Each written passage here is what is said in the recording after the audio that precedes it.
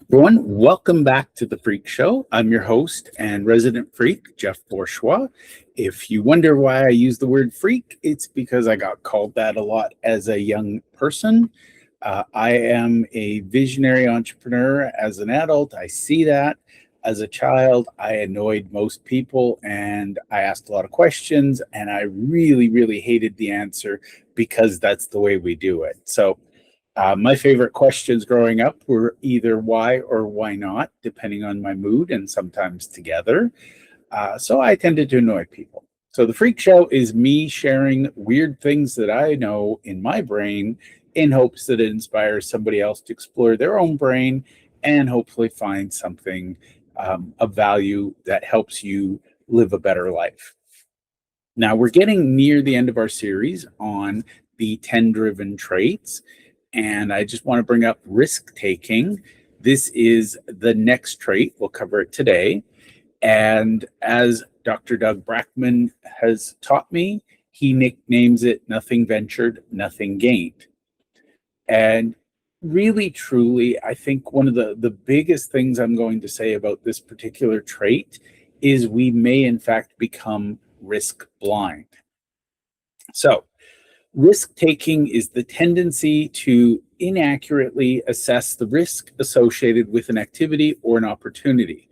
Basically, we can become very, very optimistic. We see what could happen. We don't, in a positive way, we don't necessarily think about what could go wrong. So we see the opportunity where others see risk. And that means what we see, we don't see risk. We see opportunity. Other people see danger. So we may be blind to it. And I'll talk about that some more. But risk taking is most apparent in physically dangerous activities. It can be skydiving, racing motorcycles, racing cars, and it can be expressed just as easily in relationships, personal finances, our work, our career, social situations, or other areas of life. Now, I would say this one has probably kicked my butt a lot. Let's talk about when it's a blessing. I'll share that, and then we'll talk about when it's a curse. So, all of the great explorers in history were risk takers. And basically, if you think about many of the people we've have as heroes, whether it's entrepreneurs who are top of the game, elite soldiers, world-class athletes, musical performers, everybody has taken some risks, and even first responders. Without risk takers, we wouldn't have all of the first responders on the planet. So risk takers do what others won't. And again, I think it's because we don't see the risk per se. If you look at a firefighter, they're rushing into a burning building when everybody else is rushing out. We don't see that as risky. Now, it can be a curse, and there are very, very obvious dangers in risk taking when the negative risks are realized. That's a given. Car crashes, a motorcycle crashes, a sports team loses the pennant, whatever it is, there are dangers and risks. But what is less obvious to those of us with this is that we need to constantly take risks, and that can result in us being in situations or scenarios where risks are taken just to be taking risks. We're bored, so we only feel alive when we're taking risks, and we're not really necessarily focused on the gain. We're just looking to feel something extra.